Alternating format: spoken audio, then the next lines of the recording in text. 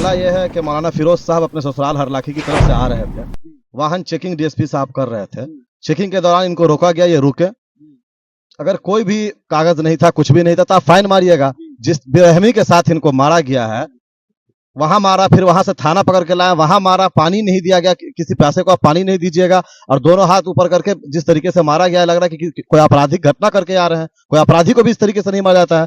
आप प्रशासन जनता की हिफाजत करने के लिए है। आप जनता को जिस तरीके से परेशान कर रहे हैं और मारे हैं, हम एसपी साहब से और डीएम साहब से मांग करते हैं कि ऐसे डीएसपी और पुलिसकर्मी के खिलाफ आप सख्त कार्रवाई कीजिए, अन्यथा एमआईएम पार्टी यहाँ जो है सड़क जाम करने का काम करेगी और इस लड़ाई को सड़क से लेकर सदन तक हम लोग लड़ेंगे।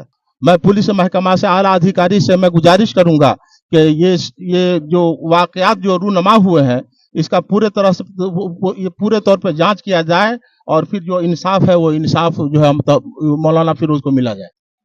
कि माननीय तेजस्वी जी मोहम्मद फिरोज जी को इंसाफ दिलाएंगे। वो जो कहते हैं वो करते हैं, उनमें सच्चाई और ईमानदारी। रात भर शराब पीती है ये प्रशासन, और शराब पी करके नए बच्चों को उठाती है और उसके साथ गलत व्यवहार करती है। और जो जितना आप इसके लिए निंदा कर सकते हैं उतना निंदा किया जा सकता है इस मामलात में। नमस्कार साथियों, मैं बबलू चौधरी और आप देख रहे हैं मिथिला लाइव। अभी हमारी उपस्थिति बेनीपट्टी के कटैया गांव में है और आज आपको पता होगा कि पिछले 1-2 दिनों से लगातार ट्रेंडिंग में चल रहा है ये मधुबनी का मामला, जो कि बेनीपट्टी प्रशासन के द्वारा बेरहमी से पीटा गया एक फिरोज नाम का व्यक्ति को, जिसे बहुत बेरहमी से पीटा गया। और विशेष जानकारी यहाँ के जो ग्रामीण है और इनके परिजन हैं उनसे ही आज जानने की कोशिश करते हैं कि क्या कुछ हुआ था मोहम्मद फिरोज के साथ। आइए हम परिचय करते हैं। सर, आप अपना परिचय देंगे सबसे पहले। मेरा नाम वकार सिद्दीकी हुआ, एमआईएम पूर्व लोकसभा प्रत्याशी मधुबनी। तो सर, ये क्या मामला क्या था? मामला यह है कि मौलाना फिरोज साहब अपने ससुराल हरलाखी की तरफ से आ रहे थे। वाहन चेकिंग डीएसपी साहब कर रहे थे। चेकिंग के दौरान इनको रोका गया, ये रुके।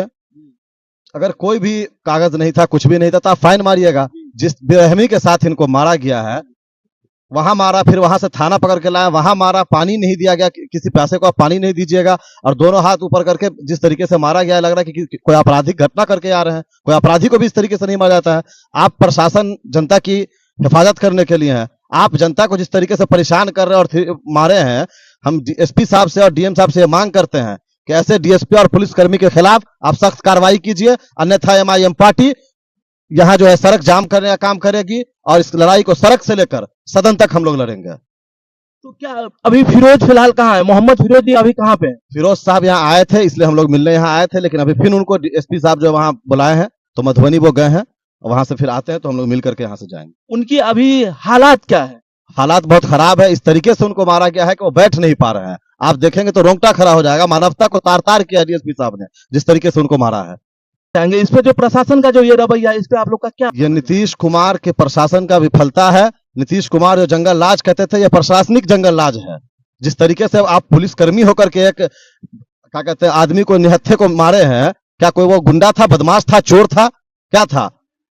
आप पुलिस है, पुलिस हिफाजत करने के लिए आप उल्टे उसको मारे हैं जिस तरीके से, बेहद दर्दनाक घटना है। और हम ये मांग करते हैं कि फौरन उसके खिलाफ कार्रवाई किया जाए। तो मोहम्मद फिरोज जी करते क्या है? मोहम्मद फिरोज जी एक साधारण आदमी है, बेचारा यहाँ इमामत करते हैं, मदरसे में पढ़ाते हैं, टीचर हैं, पेशे से समाज में शिक्षा दे रहे हैं। और ऐसे आदमी को आप मारे हैं कि पूछिए मत। आमतौर पर तो शिक्षक तो बहुत ही शांत स्वभाव का माना जाता है, और एक शिक्षक पे लाठी चलाना ये तो कतई सही नहीं माना जाए। बिल्कुल, आप खुद उनसे मिले देखिएगा, बेचारे कितने शरीफ है, शिक्षक आदमी है। आप समाज में पता कर लीजिए, कहीं भी पता कर लीजिए, कोई उनकी गलत रवैया नहीं है, गलत गतिविधि नहीं है। और उस तरीके के आदमी को आप, एक साधारण आदमी को इस तरीके से मारे हैं, ये बहुत ही गलत घटना है। ठीक है, धन्यवाद सर। चलो पहले आप अपना परिचय देंगे।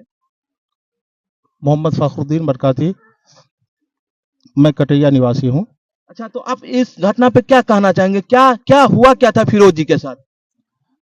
मोहम्मद फिरोज साहब मामूली दरसो तदरीस का काम बेचारे अंजाम देते हैं। वो ससुराल से आ रहे थे, गाड़ी चेकिंग के दौरान में जो है मोहम्मदपुर के पास जो है डीएसपी ने जो है मतलब रोका, लेकिन ये कुहासे की वजह से उनकी गाड़ी कुछ आगे बढ़ गई। ये किस दिन की घटना है? ये बुध का घटना है। बुधवार की घटना। कितने बजे बुधवार की घटना है? 9 बजे के लगभग ये घटना है। सुबह में? जी, सुबह में। अच्छा, तो क्या हुआ क्या इसके बाद?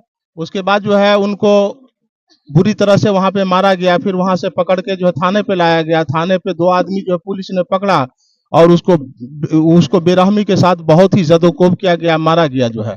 ये बहुत ही शर्मसार वाकया है।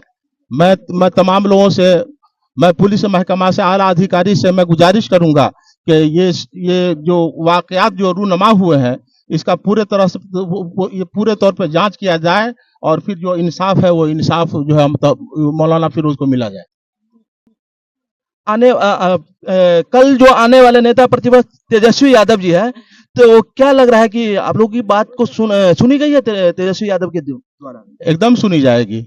मैं उनसे भी गुजारिश करूंगा, जिस तरह से मैंने पुलिस महकमा से गुजारिश किया है, उसी तरह से मैं प्रतिपक्ष तेजस्वी यादव से भी गुजारिश करूंगा कि इन वाकयात को जो रूनमा हुए हैं उसके पूरे तौर पे जो है मतलब संज्ञान लें और मोहम्मद फिरोज आलम को जो है बिल्कुल इंसाफ दिया जाए।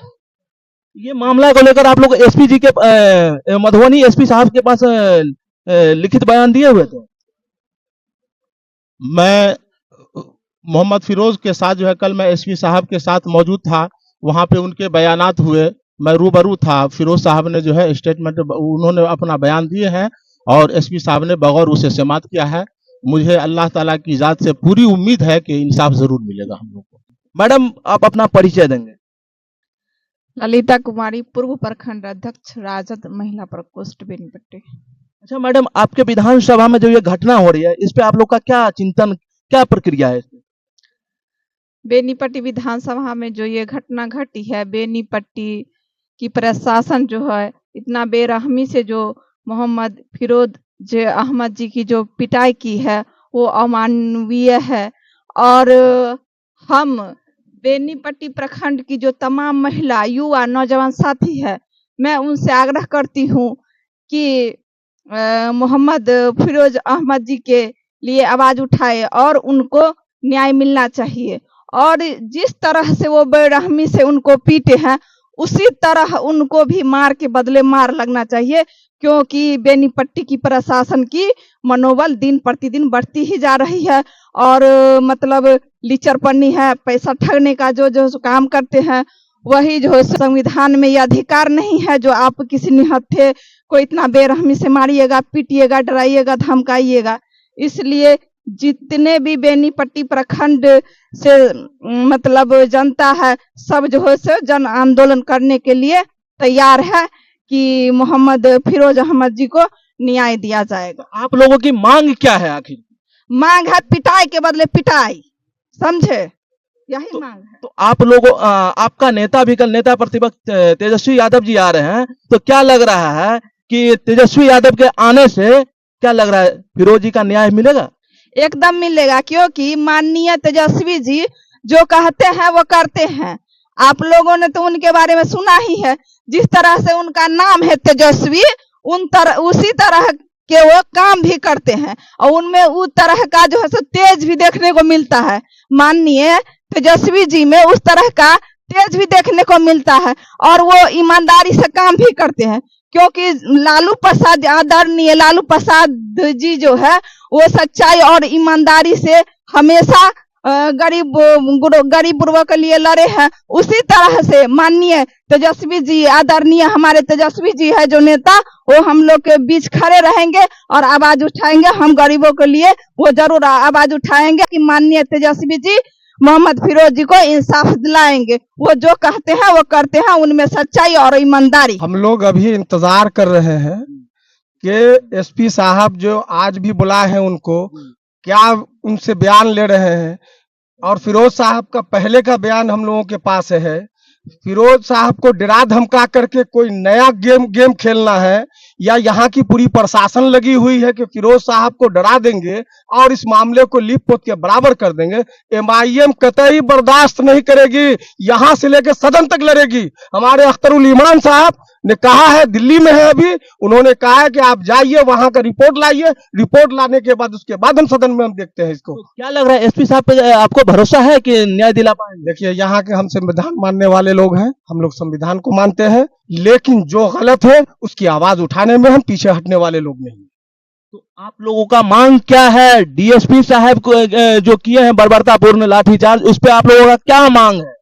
इमीडिएटली उनको प्रशासन, एसपी साहब उनको लाइन हाजिर करे और लाइन हाजिर करने के बाद उसके बाद जो कार्रवाई होती है उचित कार्रवाई करके इंसाफ दिलाए। धन्यवाद दोस्तों। अभी हमारी उपस्थिति बेनीपट्टी में है और आपको बता दें जो बेनीपट्टी कटैया में है, और आपको बता दें जो मोहम्मद फिरोज जी के साथ जो घटना हुई थी वो आपके सामने रखने की कोशिश की है। बेनीपट्टी प्रशासन के द्वारा जो लाठीचार्ज किया गया था उसके विरुद्ध कल नेता प्रतिपक्ष तेजस्वी यादव जी भी आ रहे हैं और देखते हैं क्या होता है मोहम्मद फिरोज जी के साथ। मोहम्मद फिरोज जी को इंसाफ मिलता है या फिर ये पॉलिटिक्स बाजी ही चलेगा, वो भी आपके साथ है। चलिए धन्यवाद। और आप लोग देखिए मिथिला लाइव। धन्यवाद। तो कुल मिलाकर ये माना जाए कि आप लोग फिरोज जी के एकदम साथ में हैं। एकदम साथ में। मेरा नाम तारिक अनवर है, मैं दरभंगा जिला एमआईएम का अध्यक्ष हूँ। आज जो घटना हुई है बेनीपट्टी में, प्रशासन का मनोबल इतना बढ़ा हुआ है कि शराब माफियों से मिली हुई है सरकार, प्रशासन, और रात भर शराब पीती है ये प्रशासन, और शराब पी करके नए बच्चों को उठाती है और उसके साथ गलत व्यवहार करती है। और जो जितना आप इसके लिए निंदा कर सकते हैं उतना निंदा किया जा सकता है इस मामलात में। और यहाँ आप बहुत बड़ा आरोप लगा रहे हैं कि प्रशासन शराब पीते हैं। अरे शराब पीता हुआ दिखता है, ये शराब की हालत में ही मारा है ना उसको। अगर होश में अगर कोई प्रशासन पढ़ा लिखा आदमी प्रशासनिक फील्ड पर बैठा हुआ, कुर्सी पर बैठा हुआ एक एजुकेटेड आदमी इस तरीके का जिसको कहते हैं कि कसाई के नस्ल से अगर कोई होता वो भी इतनी बुरी तरीके से नहीं मारता जिस तरह से उसने मारा है उसको। नीतीश जी बोलते हैं कि बिहार में शराबबंदी, और आप बोलते हैं कि प्रशासन शराब पीते हैं। नीतीश जी अपने होश पवास खो चुके हैं। दो चार लोग हैं जो चारों तरफ जिस तरह से एक कुर्सी होती है जिसके चार पांव होते हैं, उसी तरह चार आदमी उनको पकड़ के हर जगह लेके जा रहा है और नीतीश जी को एक मूर्ति बना करके क्या कहते हैं मुख्यमंत्री के रूप में देखा जा रहा है।